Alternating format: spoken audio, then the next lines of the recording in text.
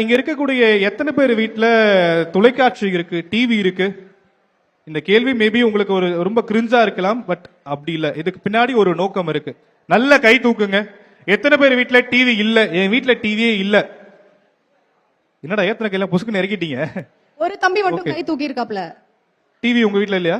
வாங்க வாங்க தம்பி, வாங்க வாங்க. இது வந்து உங்களை குறிப்பிட்டு காட்டணும் அப்படிங்கிறதுக்காகலாம் இல்ல. இதுல ஒரு சின்ன ஒரு மெசேஜ் இருக்கு, நான் உங்களுக்கு சொல்றேன். நீங்க எல்லாரும் சில விஷயங்களை உற்று நோக்க வேண்டிய தருணம் இது. தம்பி, ஏன் உங்க வீட்ல நீங்க டிவி இல்ல?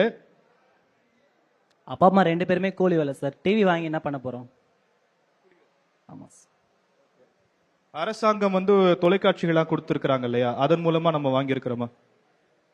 எங்களுக்கு இது வரைக்கும் எந்த சலுகையும் கொடுத்தது கிடையாது சார். கவர்மெண்ட்ல இருந்து ரேஷன் கார்டு அந்த பொருள் மட்டும் தான். மற்றபடி எந்த சலுகையும் எங்களுக்கு இந்த கவர்மெண்ட் கொடுத்ததில்ல சார்.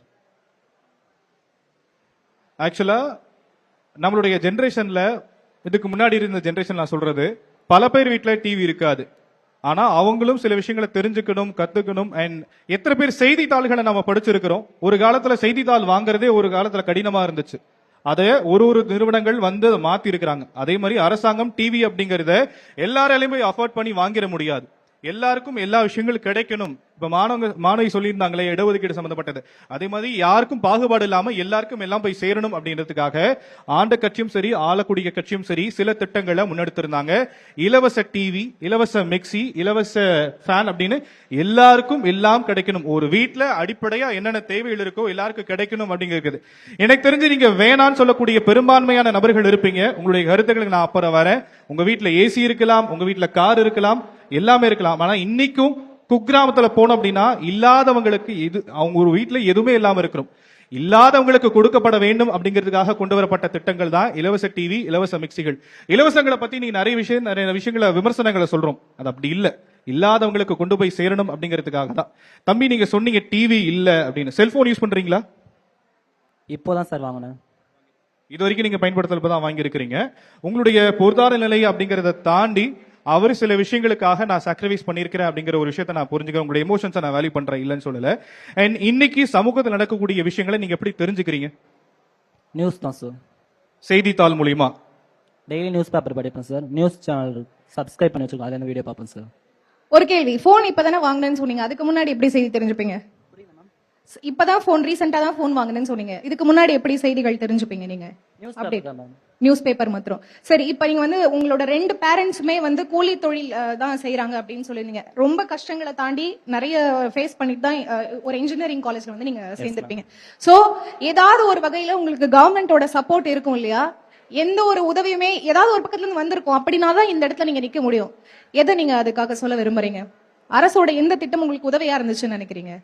ஸ்கூல்ல எஸ்டிஎஸ்சி ஸ்காலர்ஷிப் அது மட்டும் கொஞ்சம் யூஸ்ஃபுல்லா இருந்தது. ஏன்னா வீட்டில் அப்போ அமௌண்ட் கட்ட முடியாது. அதே மாதிரி காலேஜ்லயும் இப்போ எஸ்டிஎஸ்சி ஸ்காலர்ஷிப் அந்த உதவித்தொகை மட்டும் எனக்கு ஹெல்ப்ஃபுல்லா இருக்கும் சார். இப்போ ஃபீஸ் கட்ட முடியாதனால. இப்போ நீங்க ஸ்காலர்ஷிப் வாங்கினேன்னு சொன்னீங்கல்ல, எஸ்சி ஸ்காலர்ஷிப் வாங்கினேன்னு சொன்னீங்கல்ல, அதுவே கவர்மெண்ட் கிட்ட இருந்து கிடைக்கிறது தானே? ஏதோ ஒரு விதத்துல உங்களுக்கு வந்து ஒரு உதவி கிடைக்குது இல்ல? ஸ்காலர்ஷிப் மூலமா ஹெல்ப்ஃபுல்லா இருக்கும். நிச்சயமா நிச்சயமா அது அரசுடைய திட்டம். அந்த அரசுடைய திட்டத்தினாலதான் நீங்க பயன்படுறீங்க. அதுல இருந்து மாற்ற கருத்தும் இல்லை. இந்த கேள்வியை நான் முன்வைக்க காரணம் என்ன அப்படின்னா, பல பேருக்கு பல விஷயங்கள் இருக்கு. ஆனா இன்றளவும் சில விஷயங்களை வந்து யாரும் இல்ல. இதெல்லாம் காமன் பீப்புள். பொருளாதாரத்துல பின்தங்கிய நிலையில இருக்கக்கூடியவர்களையும் கை உயர்த்தி கொடுக்கணும், அவங்களை மேல கொண்டு வரணும் அப்படிங்கிறதுக்காக கொண்டு வரப்பட்ட திட்டங்கள் தான் இலவச திட்டங்கள். இங்க பல பேர் இலவசங்கள் எங்களுக்கு வேண்டான்னு சொல்றீங்க. ஆனா என்ன பொறுத்த வரைக்கும் இலவசங்கள் வேணும். யாருக்கு வேணும்? பொருளாதார நிலையில பின்தங்கி இருக்கக்கூடியவங்களுக்கு, நம்மளுடைய கீழே சொல்லக்கூடாது, பட் இருந்தாலும் நான் சொல்றேன், அவங்களையும் சமூகத்துல ஒரு உயர்ந்த இடத்துக்கு கொண்டு வரணும், அவங்களையும் ஈக்குவலா கொண்டு வரணும் அப்படிங்கிறதுக்காக அரசாங்கம் கொடுக்கக்கூடிய விஷயங்கள் தான் இலவசம். அதை யாரும் தொலைநோக்கு திட்டத்தோட கொண்டு வந்திருக்கிறாங்க. அதை யாரும் ஒரு தவறான புரிதலோட பார்க்க வேண்டாம் அப்படிங்கிறது வச்சுக்கிறேன். அரசாங்கத்துடைய இலவசங்களை மாணவர்கள் எப்படி பார்க்கறாங்க? என்னென்ன விஷயங்கள் இலவசமா உங்களுக்கு வேணும் மாணவர்களுக்கு? Sir, Pradeep first year CSE sir. இப்போ ஜென் இடபிள்யூஎஸ்னு ஒரு சர்டிஃபிகேட் இருக்கு சார். அது சென்ட்ரலில் நான் எந்த எக்ஸாம் எழுதினாலும் எனக்கு அப்ரூவல் சார். இப்போ நான் ஜே எக்ஸாமோ நீட் எக்ஸாமோ எழுதினா ஓகே, எனக்கு வந்து 9% வந்து அந்த ஜென்ரல் கேட்டகரியில் இருக்கவும் ஒரு முன்படுத்தி எழுதிக்கலாம் சார். அதுவே அது தமிழ்நாட்டில் நான் வந்து ஒரு டிஎன்ஏவோ இல்லை ஒரு அட்மிஷனுக்கோ நான் போட்டால் எனக்கு அந்த ஜென் இடபிள்யூஎஸ் சர்டிஃபிகேட் வேலிடியாக எடுத்துக்க மாட்டாங்க. அது ஏன் சார்? இப்போ இடஒதுக்கீடுனா எஸ்சி எஸ்டிக்கு மட்டும்தான் கொடுக்கணுமா? ஜென்ரல் கேட்டகரியில் பின்தங்கிய யாரும் இருக்க மாட்டாங்களா சார்?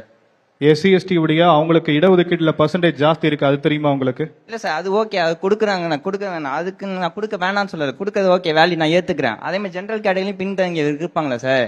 இப்ப வந்து அந்த சர்டிபிகேட்ல என்னன்னா 1 ஏக்கருக்குள்ள நிலம் இருக்கணும், வீடு எதுவும் கொஞ்சம் குறிப்பிட்ட லெவல்ல இருந்துச்சுன்னா அவங்களுக்கு அந்த சர்டிபிகேட் வேல்யூ அது எடுத்துக்கலாம் சொல்றாங்க. ஆனா எடுத்துக்க மாட்டேன்னு சொல்றாங்க மாதிரி. தமிழ்நாட்டை பொறுத்த வரைக்கும் எல்லா கம்யூனிட்டிக்கும் இடஒதுக்கீடுகள் அப்படிங்கிறது இருக்கு. ஏதோ ஒரு வகையில எல்லா கம்யூனிட்டியும் பயன்பெறாங்க அப்படிங்கிறது இருக்கு. உங்களுடைய கம்யூனிட்டி பேஸ் பண்ணியும் நீங்க பயன்பெற்றிருப்பீங்க அப்படிங்கறத நான் சொல்லிக்கிறேன். இருந்தாலுமே இடஒதுக்கீடு சம்பந்தப்பட்ட வீடியோக்களை நான் முன்னவே சொன்ன மாதிரி சமூக வலைதளத்தில் நம்முடைய யூடியூப் சேனல்ல இருக்கு. நிறைய விஷயங்கள் சொல்லிட்டு இருக்கோம்.